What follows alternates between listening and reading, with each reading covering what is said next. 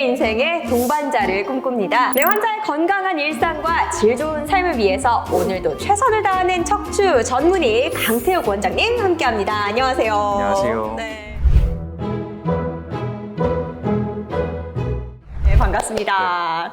네, 팔팔한 인생 오늘의 주제는 뭘까요? 네, 혹시 여의주 씨는 네. 경추가 어딘지 아시나요? 경추요. 네. 경추하면 또 제가 경추 베개를 매일매일 사용하고 있어서 알고 있습니다. 경추 여기요. 목이죠. 네. 경추는 목 네. 맞습니다. 네. 사실 많은 분들이 이제 허리나 이제 무릎 관절 같은 이런 쪽에 대해서는 네. 정보도 많고 관심도 많이 가지고 네. 계시는데요. 목 건강에 대해서는 간과하시는 분들이 많습니다.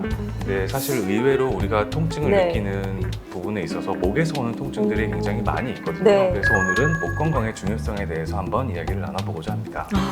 제가 또 목에 관해서 할 말이 많습니다. 제가 맨날 할 말이 좀 많아요. 예, 제가 살짝 이 거북목 증후군도 있고요.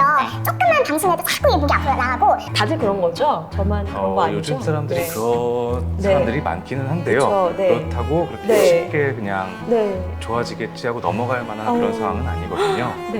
네. 그래서 오늘도 제가 쉽게 설명을 드리기 위해서 경추 모형을 가지고 나왔습니다. 경추 모형을 보시면 위에서부터 1번, 2번, 3번, 4번, 5번, 6번, 7번 총 7개의 목뼈로 이루어져 있고요. 머리부터 사지로 내려가는 신경이 존재를 하고 그 옆에 이제 양쪽에 이제 혈관들도 존재를 하겠고요. 그 양 옆으로는 이제 근육이나 인대들로 이렇게 감싸고 있습니다. 야, 근데 요즘에 이 거북목도 엄청 많잖아요. 네. 사실 제 주변에 거북목 아닌 사람 찾기가 더 힘들거든요. 그리고 또 목질환 환자들도 많이 늘어나고 있는 걸로 알고 있는데 대표적인 게 아무래도 목 디스크잖아요. 네. 예. 목 디스크가 정확히 어떤 질환인가요? 네, 디스크라고 하면 뼈와 뼈 사이에 네. 후중력을 흡수하고 분산시켜주는 이런 쿠션 역할을 하는 요것을 디스크라고 얘기를 하는데요. 우리가 목 디스크라고 하면 흔히 전문적인 용어로는 경추 추간판 탈출증이라고 부르기도 하고요. 디스크가 후방으로 돌출이 되어서 뒤쪽에 있는 신경을 누르게 돼요. 그것 때문에 통증이 발생하는 질환을 말합니다. 아까도 말씀하셨듯이 요새 일자목, 거북목 증후군을 가지고 있는 환자분들이 굉장히 많으시거든요. 경추는 정상적으로 옆에서 보면 C자 형태를 띠고 있는데 그것이 이제 일자로 서게 되면 일자목, 앞으로 밀려나가게 되면 이제 거북목이라고 얘기를 하는데요. 이 디스크가 이제 움직이거나 이렇게 할 때 충격을 흡수하고 분산시켜서 자유롭게 움직일 수 있도록 해주는데 이제 자세가 틀어져서 일자목이 된다거나 거북목이 된다거나 하면 그 충격을 제대로 흡수해주지 못하기 때문에 이제 디스크가 발생할 확률이 훨씬 높아지게 됩니다. 그런데 제 주변에 목 디스크 걸린 친구들 이야기를 들어보면요. 네. 이게 다 증상이 좀 다르더라고요. 네. 근데 어깨가 아프다는 친구도 있고 손목에 통증이 느껴진다는 친구도 있었어요. 보통 목 디스크라고 하면 목에 좀 통증이 심할 것 같은데 목 디스크라도 증상이 이렇게까지 좀 다를 수가 있나요? 네, 증상은 엄청 다양하게 나타날 수 있고요. 머리부터 사지로 내려가는 신경이 나오고 총 7개의 뼈에서 양쪽으로 8쌍의 신경근들이 나오게 됩니다. 이 신경근들이 이제 어깨부터 손끝까지 다 연결이 되어 있고요. 각각의 신경근들이 담당하는 역할이 다 다르기 때문에 어떤 신경이 어디에서 눌렸느냐에 따라서 증상이 다양하게 나타날 수 있고요. 위쪽 2번, 3번 신경이 눌렸을 때 경우 같은 경우는 두통이나 아니면 귀 쪽 그리고 안구 쪽 통증도 나타날 수 있고요. 4번, 5번에 디스크가 생기게 되면 5번 신경이 눌리게 되는데 그런 경우에는 이제 어깨 쪽이나 팔의 외측 통증을 느끼거나 어깨를 들기 힘든 증상이 나타날 수 있고요. 5번, 6번 디스크 사이에서는 6번 신경이 눌리게 되는데 6번 신경 같은 경우는 엄지손가락과 둘째 손가락의 통증과 감각 이상 그리고 손목을 위로 들어 올리는 그런 힘이 약해질 수 있고요. 그리고 6번, 7번 디스크에서는 7번 신경이 눌리게 되면 이제 가운데 손가락의 감각 이상이나 통증이 나타날 수 있고 손목을 아래로 내리고 손가락을 이렇게 피는 그런 동작이 좀 힘들어질 수 있습니다. 가운데로 튀어나와서 이 중추신경을 누르게 되면 다리가 마비가 온다거나 대소변 장애가 온다거나 좀 걷는 게 좀 힘들어진다거나 그런 심각한 증상까지도 나타날 수 있습니다. 정말 듣기만 해도 무서워요. 저는 손이 자주 그 저린데 이런 네. 것도 하나의 증상일 수 있나요? 손이 어떻게 저리느냐에 따라 좀 네. 다른데요. 손이 전체가 다 저리다거나 네. 하면 그럴 경우에는 디스크의 가능성은 좀 떨어진다고 보고 그런 경우는 이제 뭐 손목 터널 증후군이라던가 손목을 많이 썼을 때 발생하는 네. 질환으로 그런 것도 좀 감별을 할 필요가 있습니다. 아유, 다행입니다. 네. 저 끝나고 좀 상담을 할까 했는데 정말 일단은 마음을 좀 놓고요.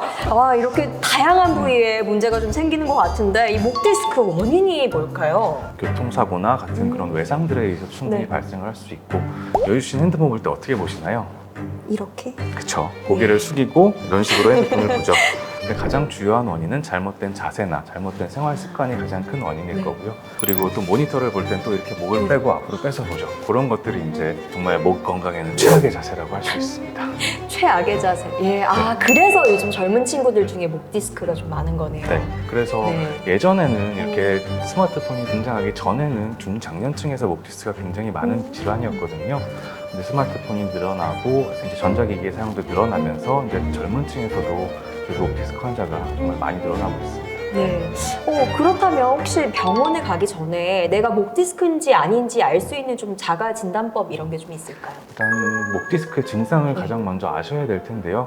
목의 통증은 물론이고 이제 상부 어깨 쪽의 통증이라던가 가슴이나 이제 날개 축지 쪽으로도 통증이 내려올 수 있고 팔 쪽으로의 방사통, 그리고 팔 저림, 감각 이상 이런 것들이 가장 흔히 나타나는 증상들일 거고요. 이런 증상이 네. 있을 때 궁금하시니까 집에서 혼자 해보실 수 있는 검사 같은 경우는요. 네. 이제 목을 똑바로 앉아서 목을 이렇게 뒤로 젖혀보는 겁니다. 이렇게 목을 뒤로 젖혀보면 목 통증과 함께 팔 쪽으로 쩌릿떠릿한 증상들이 내려오는 경우들이 있거든요. 네. 그런 경우는 이제 목 디스크를 강하게 의심해 볼 수 있는 그런 증상이고요. 말씀을 듣다 보니까 좀 계속 아픈 것 같은데 그냥 느낌인 거겠죠?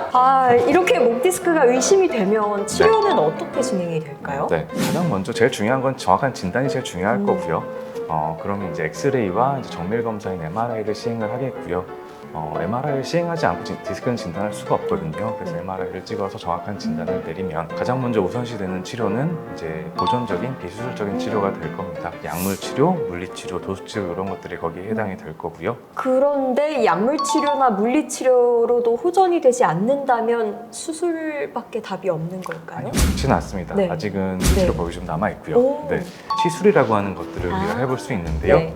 흔히들 알고 계시는 주사요법, 그런 신경 차단술 같은 주사 그런 치료법도 있고요. 카테터를 이용한 네. 이제 신경 성형술과 아, 같은 것도 이제 해볼 수 있겠는데요. 아까 말씀드렸던 그런 약물 치료, 물리 치료, 도수 치료와 다르게 이런 시술적인 치료법들은 신경 디스크가 튀어나와 있고 그런 눌려있는 신경들 주변에 직접적으로 네. 약물을 주입해서 치료를 하는 거기 때문에 효과가 더 빠르고 신경 성형술 같은 경우는 카테터가 직접 그 부위까지 들어가서 치료를 하는 것이라서 효과가 좋고 저희 병원에서도 많이 시행을 하고 있습니다. 그러면 수술을 하는 경우는 좀 어떤 경우들이 될까요? 방금 말씀드렸던 네. 그런 보존적인 치료와 시술적인 치료를 했음에도 불구하고 네. 통증이 너무 심하다거나 그래서 일상생활에 지장이 너무 심하다. 그런 경우에는 이제 수술적인 치료를 고민을 해볼 수 있을 거고요. 네. 그렇지만 이제 또 반면에 조기에 수술적인 치료를 고려해야 되는 상황들도 있거든요. 팔에 마비가 온다거나 근력이 떨어진다거나 예. 하는 그런 경우에는 조기에 수술을 고려하는 것이 좋고요.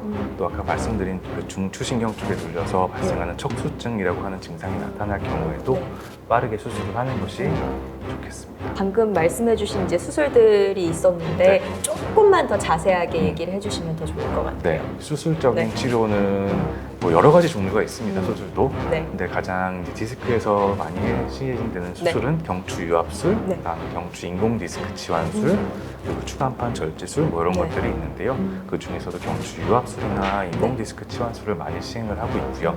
이제 인공 디스크 치환술 같은 네. 경우는 원래 있던 디스크를 제거하고 인공 디스크를 아. 삽입을 하는 거기 때문에 원래 이제 목의 움직임을 네.